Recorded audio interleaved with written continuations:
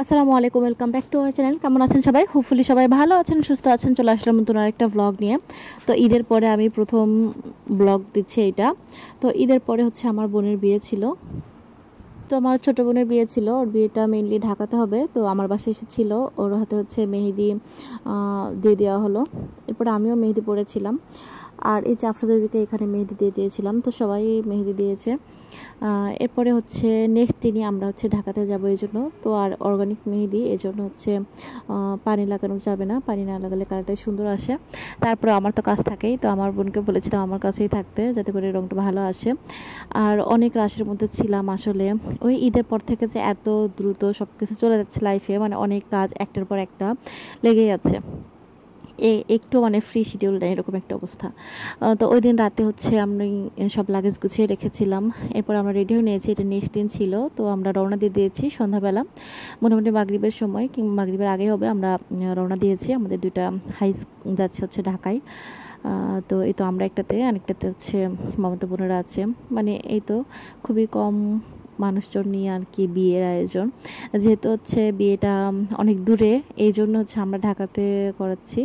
ওইখান থেকে মানে আমার বোনের শ্বশুর বাড়িটা একটু কাছে হবে।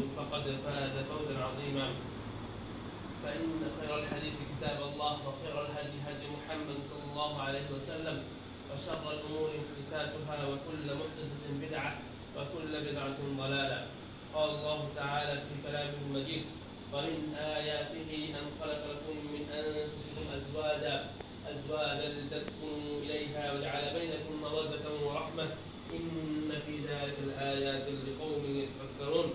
قال تعالى وأنكحوا الأيام منكم والصالحين من عبادكم وإمائكم إن يكونوا فقراء يغنيهم الله من فضله والله واسع عليم. وقال تعالى وهو الذي خلق من الماء بشرا فجعله نسبا وصهرا وكان ربك قديرا. عن سليمان بن عروة بن الأحوص حدثنا أبي أنه شهد حجة الوداع مع رسول الله صلى الله عليه وسلم فحمد الله وأثنى عليه وذكر ووعظ ثم قال ألا واستوصوا بالنساء خيرا فإنما هن عوان عندكم ليس تملكون منهن شيئا غير ذلك. عن ابي هريره رضي الله عنه قال قال رسول الله صلى الله عليه وسلم اذا صلت المراه خمسها وصامت شهرها وحصلت. اما بعد সম্মানিত উপস্থিতি, আমরা আজকে এখানে সংক্ষিপ্ত পরিসরে আয়োজনে একটি গুরুত্বপূর্ণ মানব জীবন। তো এটা ছিল, আর নেক্সট দিন 11 তারিখ ছিল জুনের। তো ওই দিন হচ্ছে বিয়ের দিন ছিল। আমার মামা শ্বশুরের বাসায় বিয়ে পড়ানো হয়েছিল। ওইখান থেকে আমরা গুলশান টু ক্যাফে রিও রেস্টুরেন্টে আমাদের বুকিং ছিল, বাফ রেস্টুরেন্ট। তো ওইখানে আমরা যাচ্ছি। বিয়েটা যেহেতু পড়ানো হয়ে গেল, তো আমরা চলে আসি। তো বরপক্ষ ছেলেপক্ষ আমরা তো একসাথে মিলেই চলে আসছি। আর এখানে হচ্ছে সুন্দর করে একটু ডেকোরেট করা আছে। আর বাকি সবাই চলে আসার পরে হচ্ছে খাবার দাবার শুরু হয়ে গেছে। আর এখানে দুই পুচকু আফরাজার মধ্যে ছিল, ওদের সেরকম করে ছবি নেই আসলে, আমরা ওরকম করে ছবি তুলিনি। এখানে আব্বু আছে, আব্বু যাচ্ছিল, আমার শাশুড়ি মা, আরও সবাই আমরা একে একে একসাথে আসলাম। এরপরে খাবার দাবার সেরকম করে খেতেই পারিনি আসলে, ওইরকম এক্সাইটমেন্টে মানে এইটুক যে খাবার নিয়েছিলাম এটাই খাওয়া হয়েছিল। এত যে কাচ্চি পছন্দ করি, তো ওরকম খাওয়া হয়নি। তবে মানে মাটন কাচ্চি, আমার মাটনের স্মেল লাগে একটা, এই জন্য খুব একটা খেতে পারিনি। সব জায়গায় লাগে না, বাট এখানেও ছিল, আমি ওরকম খেতে পারি নাই। তো খাবার, অন্য খাবার সব টেস্ট ভালো ছিল। তো যাই হোক, যেটা রেখেছি আছে ওইটাই খাওয়া। আর অনেকগুলো আইটেম ছিল এখানে, সব কিছু ওরকম করে আর ভিডিও করা হয়নি। তারপর আমার জামাইকে বলেছিলাম একটুখানি ফুটেজ নিতে। আর আফরাজ বলতেছি, এরা তো মানে সেই এনজয় করেছে, ঘুরছে ফিরছে। তো ওই দিনটা মানে অনেক রাশ গিয়েছে, মানে এত তাড়াহুড়া সব কিছু মিলাই। মানে খাবার যে একটা টাইম ছিল আমাদের, তারপরে ওই টাইমের আগে আগে আবার বিদায় দেওয়া, আমার বোনকে নিয়ে চলে গিয়েছিল ওরকম করে, আর পরেও খাওয়া হয় নাই।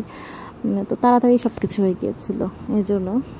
তো এই তো এইখানে মানে অনেক আইটেম ছিল, ওগুলো আর বলতে চাচ্ছি না। পরে আমি একটু ফুচকা ট্রাই করলাম, তাও একটা নিয়ে। আর আমার ভাগ্নির সাথে আবার শেয়ার করলাম, মানে পেটে কোনো জায়গায় নেই, আইসক্রিমটা যে খাবো সেটাও খেতে ইচ্ছা করছে না এরকম।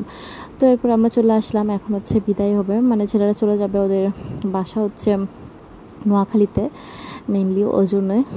তো এই তো এখন আমরা মানে বিদায় দিব। তারপরে হচ্ছে আবার একটু রেস্টুরেন্টে যেয়ে বাকি একটু খাবার ছিল অবশিষ্ট, প্লেটেই মনে হয় রেখেছিলাম, সেটা একটু খেতে হবে আর কি।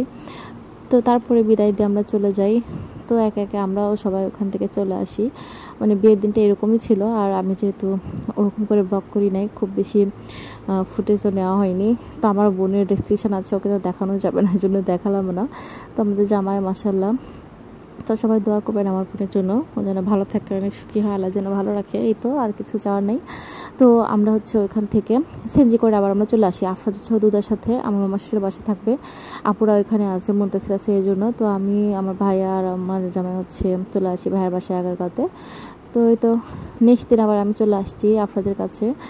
ওকে ছাড়া আসলে ভালো লাগছিল না, আসার পর থেকেও এখানে আছে। তো আফরাজকে একটু ঘুরতে যাচ্ছে আসার পরে, ব্যাগ নিয়ে এসেছি। এখান থেকে আমরা নোয়াখালীতে যাব। পরের দিন হচ্ছে একদিন ব্রেক ছিল, দেন শুক্রবার দিন, বুধবার দিন বিয়ে হয়েছে, বৃহস্পতিবার ব্রেক ছিল, আর শুক্রবার দিন ওয়ালিমা, ওই দিন হচ্ছে আমরা নোয়াখালী যাবো এই জন্য। তো বৃহস্পতিবার দিন আমরা একটু ঘুরতে যাচ্ছিলাম। তো আমার আপুরাও গিয়েছে, আমরাও এখন আফরাজকে নিয়ে যাচ্ছি, ওই গুলশান ট্যুর দিকে যাচ্ছি আর কি। তো এখানে একটু ঘোরাঘুরি হবে এই জন্য। তো এ তো ছিল মানে আমাদের বিয়ের দিনের ব্লগ আর কি। মানে খুবই রাশ তাড়াহুড়ার মধ্যে ছোটোখাটো একটা ব্লগ। তো এটাই আর কি মেমোরি হয়ে থাকবে, এই জন্যই। তো আফরাজকে নিয়ে এখন যাচ্ছি। তো ঈদের পরে যেহেতু একদমই ফাঁকা ঢাকা ছিল, এরকম ফাঁকা ঢাকা কখনো আগে দেখি নাই। আর গুলশান 2 এর এরিয়া মনে হচ্ছে একদম বিদেশ চলে যাচ্ছে, মানে বিদেশ একটা ফিলিংস, মানে খুবই সুন্দর একটা ভাইব আর কি। আর কোনো মার্কেট ওরকম ওপেন নাই, দু একটা শপিং মানে শপ খোলা আছে, ওগুলোতে আমরা একটু ঢুমারলাম, দু একটা একটু হালকা পাতলা শপিং করা হলো, ঘোরাঘুরি হলো, একটু খাই দাই হলো, ওইভাবে বৃহস্পতিবার দিন গিয়েছে। আর শুক্রবার দিনে আমরা আবার যেহেতু নোয়াখালীতে যাব, ওই জন্য প্রিপারেশান একদম ভোরে বের হতে হবে।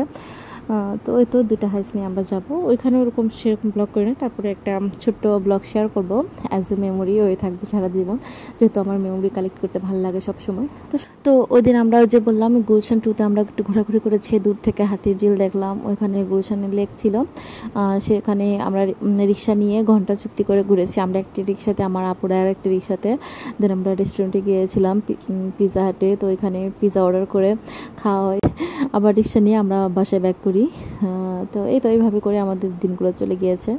আলহামদুলিল্লাহ, ভালো থাকবেন, সুস্থ থাকবেন, আমাদের সবার জন্য দোয়া করবেন, আমার বোনের জন্য দোয়া করবেন, আমরা সবাই অনেক বেশি ভালো থাকবেন। আর ফেসবুক থেকে দেখে থাকলে অবশ্যই একটু ফলো করে দিবেন, আর ইউটিউবে অবশ্যই একটু সাবস্ক্রাইব করে দিবেন। তো এই তো আজকের মধ্যে এখানেই বিদায় নিচ্ছি, দেখা হবে নেক্সট কোনো ব্লগে। সে পর্যন্ত আসসালামু আলাইকুম।